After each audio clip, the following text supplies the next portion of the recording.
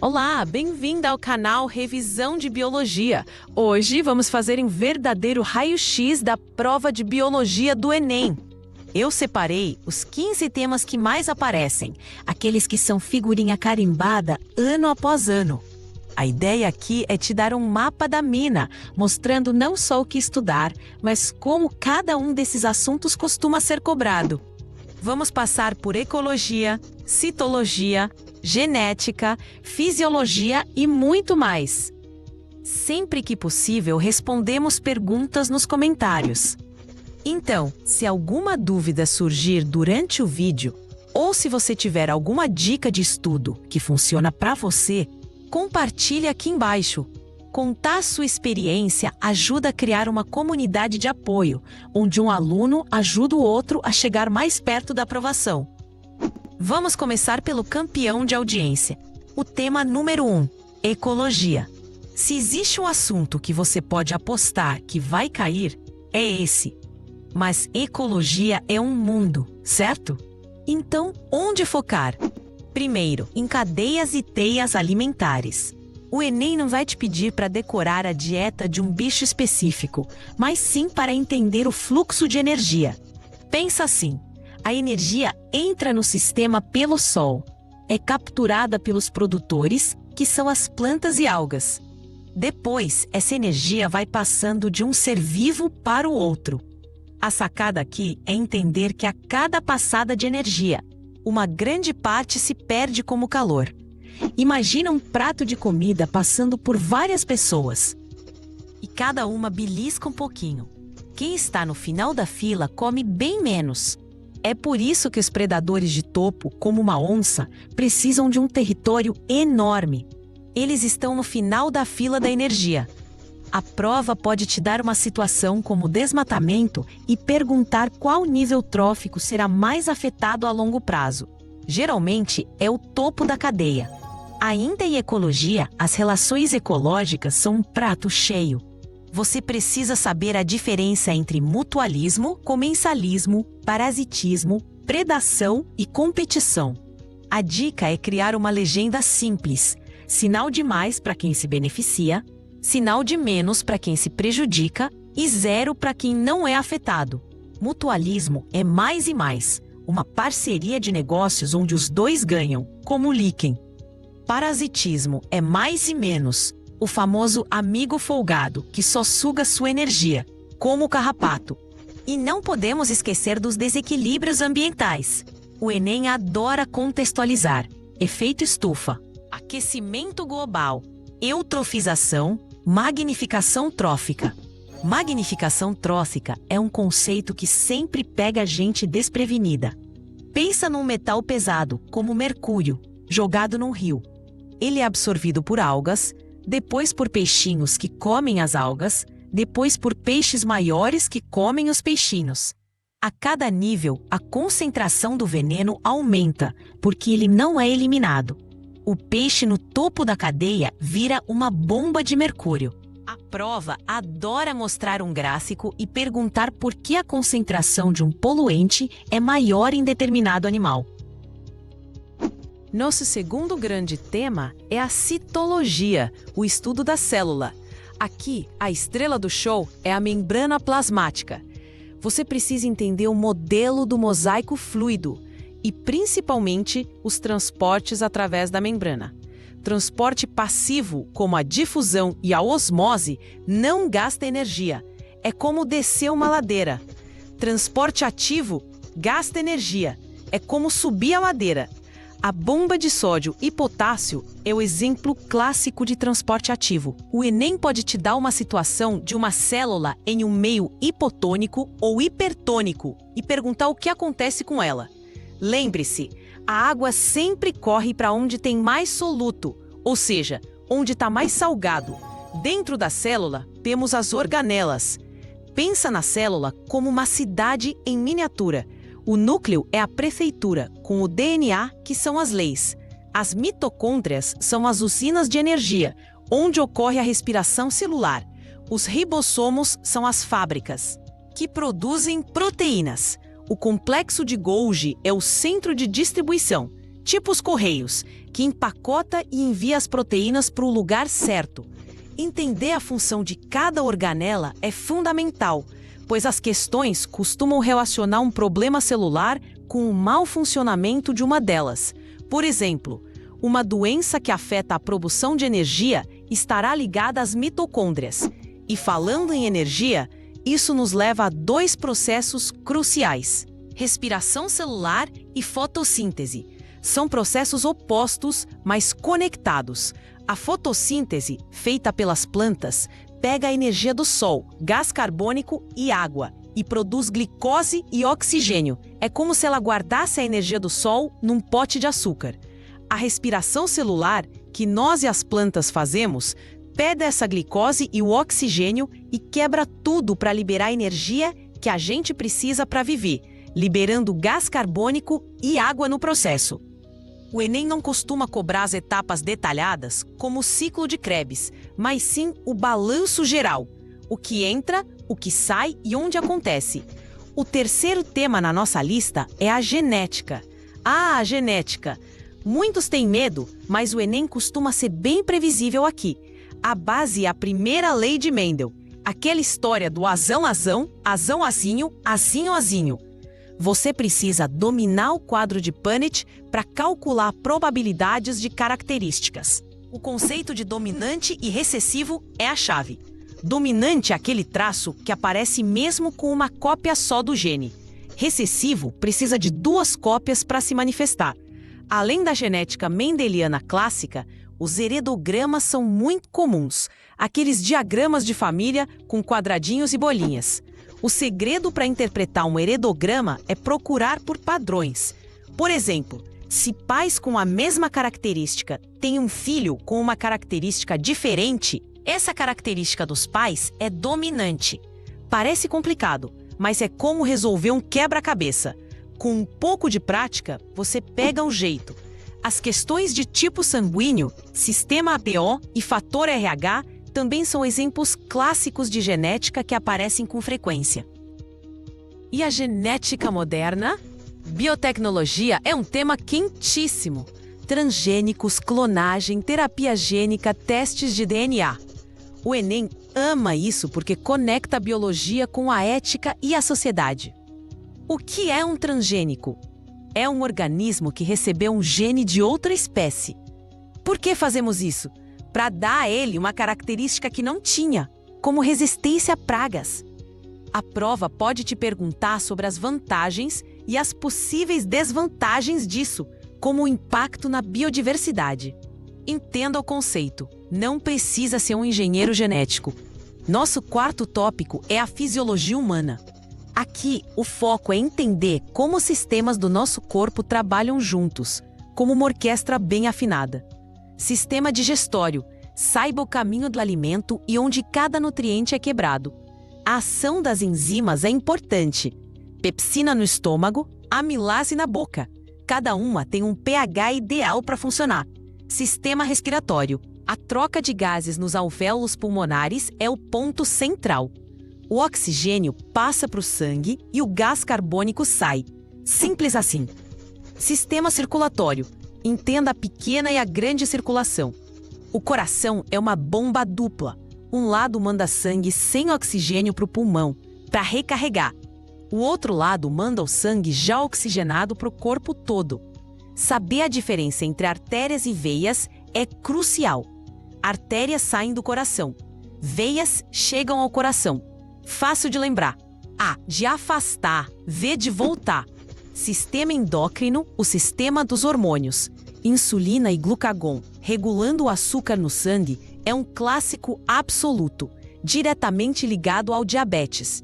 Sistema nervoso, a transmissão do impulso nervoso, a sinapse. Pensa nisso como uma mensagem elétrica passando por um fio, com um pequeno salto químico entre um neurônio e outro. O Enem gosta de relacionar esses sistemas. Por exemplo, como o sistema nervoso e o endócrino controlam o estresse. Liberando adrenalina. O quinto tema é evolução. A base de tudo é a teoria de Darwin e a seleção natural. A ideia central não é a sobrevivência do mais forte, mas sim do mais adaptado ao ambiente. o ambiente seleciona as características mais vantajosas. Uma girafa não esticou o pescoço para alcançar as folhas. As girafas que, por acaso, nasceram com o pescoço um pouco mais longo, conseguiram mais comida, sobreviveram mais e deixaram mais descendentes. Com o tempo, essa característica se tornou comum. A teoria moderna da evolução, o neodarwinismo, adiciona a genética à receita de Darwin. As variações que Darwin observou surgem por mutações e recombinação genética. A seleção natural atua sobre essa variabilidade. É importante também entender os conceitos de especiação, que é a formação de novas espécies, geralmente por isolamento geográfico, e as evidências da evolução, como os fósseis. A anatomia comparada, órgãos homólogos e análogos e as semelhanças bioquímicas. Chegamos ao sexto tema, que está super em alta: imunologia. A pandemia colocou esse assunto em evidência e o Enem adora temas atuais. A diferença entre vacina e soro é algo que você precisa ter na ponta da língua. Vacina é imunização ativa. A gente injeta o antígeno, o inimigo enfraquecido ou morto, para que o nosso corpo aprenda a lutar contra ele e crie células de memória. É um treinamento. Soro é imunização passiva. A gente injeta os anticorpos já prontos. É para uma emergência, como uma picada de cobra. Não cria memória. Entender os tipos de imunidade, a ativa e a passiva, e a natural e a artificial, é a chave. Pegar uma doença e ficar imune é imunidade ativa natural. Tomar uma vacina é imunidade ativa artificial.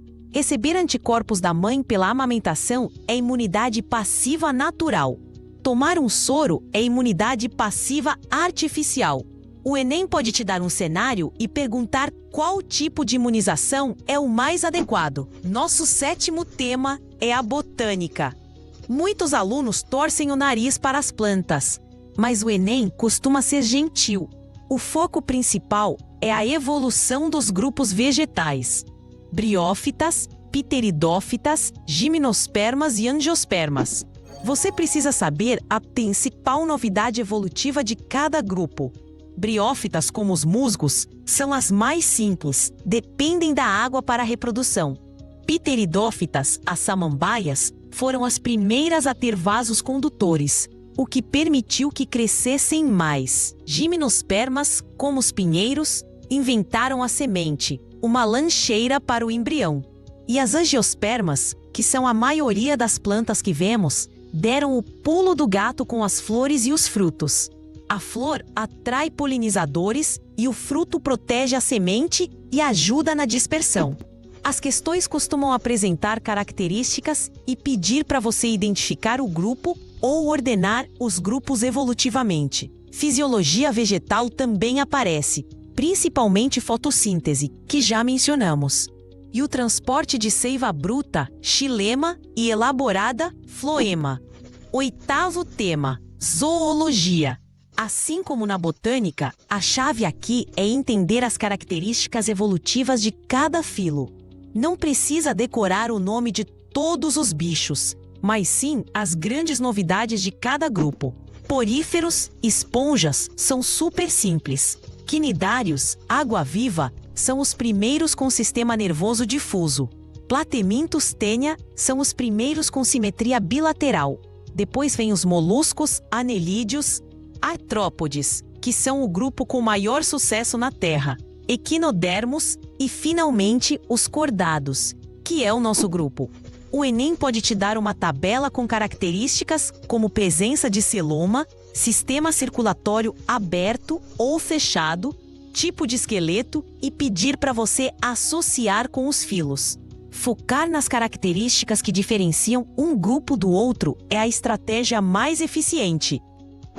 Nosso nono tema é um clássico de saúde pública: programas de saúde e doenças. Aqui entram as viroses, bacterioses, protozooses e verminoses. A abordagem do Enem é quase sempre a mesma: profilaxia, ou seja, como evitar a doença. Para cada doença importante, como dengue, malária, chagas, esquistossomose, você precisa saber quem é o agente causador: vírus, bactéria, protozoário ou verme. Quem é o vetor, se houver, e principalmente as medidas de prevenção. Por exemplo, para a dengue, causada por um vírus e transmitida pelo mosquito Aedes aegypti, a principal profilaxia é combater o mosquito, eliminando a água parada. Para a esquistossomose, causada por um verme e que tem o caramujo como hospedeiro intermediário, a profilaxia é o saneamento básico e evitar o contato com lagoas contaminadas.